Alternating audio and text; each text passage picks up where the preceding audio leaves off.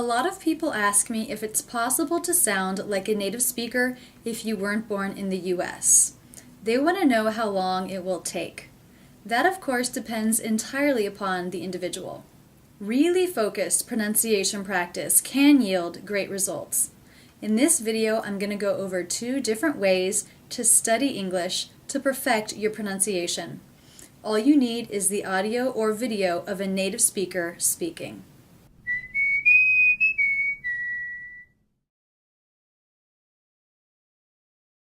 First, we're going to do a Ben Franklin exercise. This is when you write down everything you can about what you hear, whether or not you hear words being linked, or if you hear something being reduced, for example.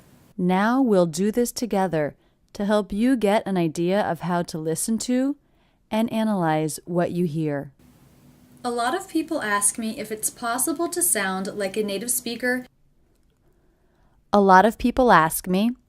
So the first thing I notice is this T is a flap T. It sounds like a D, a lot of. That's because it's coming between 2 vowel sounds.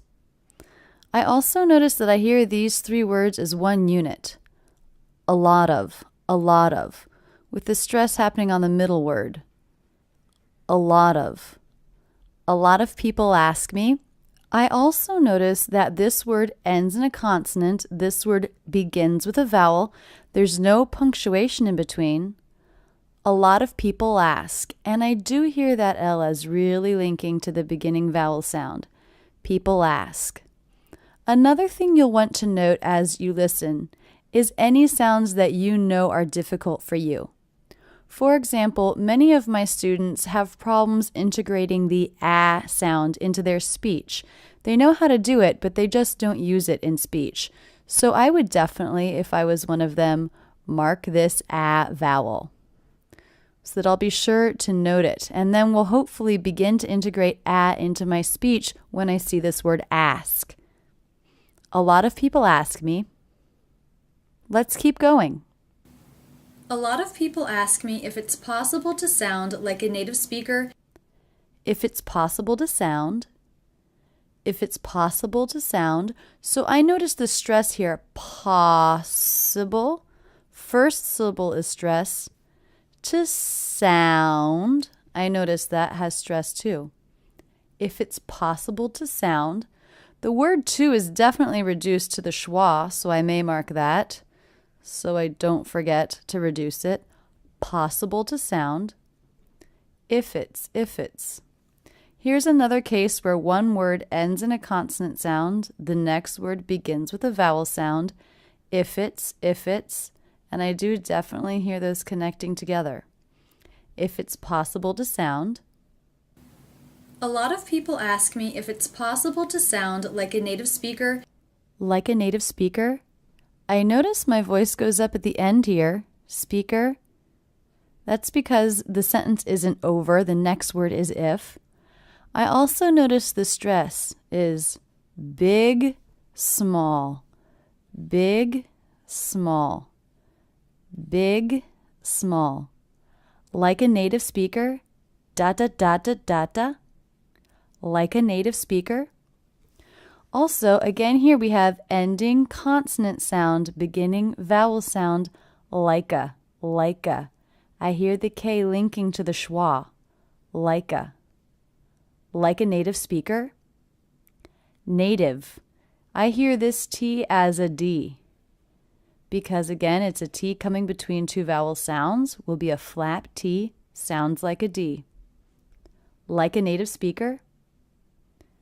In the entire sentence, I don't hear any gaps or pauses between words, so in some cases, there's a very obvious link, like when one word ends with a consonant and the next word begins with a vowel. But even when there's not a very obvious linking sound, there's never a gap between the words. A lot of people ask me if it's possible to sound like a native speaker. We've been working for several minutes, and here we are only halfway through one sentence. This is just an example of how you might take notes from the audio or video clip of your choice. After you've listened several times and taken thorough notes, You then put the audio or the video away and, from your notes, try to speak the way the native speaker was speaking. If you can, record yourself and then compare this to the native speaker. This is how you can figure out where you still need to work. And now we'll do an imitation exercise.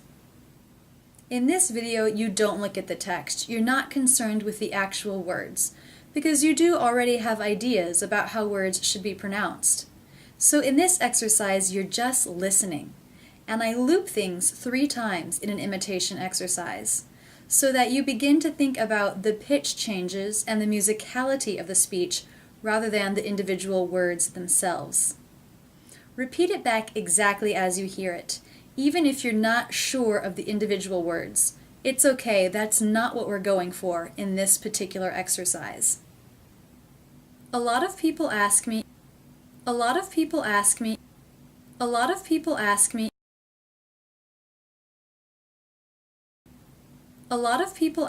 if it's possible to sound like a native speaker, if it's possible to sound like a native speaker, if it's possible to sound like a native speaker,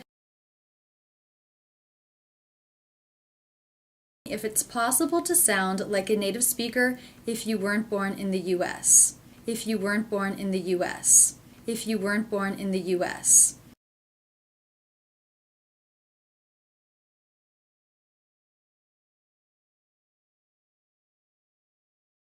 Because of the internet, there really is an endless supply of audio and video where English is being spoken by native speakers. I know looping something over and over, as in the imitation exercise, can be more of a hassle on your own. That's why on my website I do have both Ben Franklin and imitation exercises ready for you. So I encourage you to take a look at these or any other audio or video clip that interests you and turn it into a pronunciation exercise. Study it this way. It will really take you far in your practice. That's it, and thanks so much for using Rachel's English.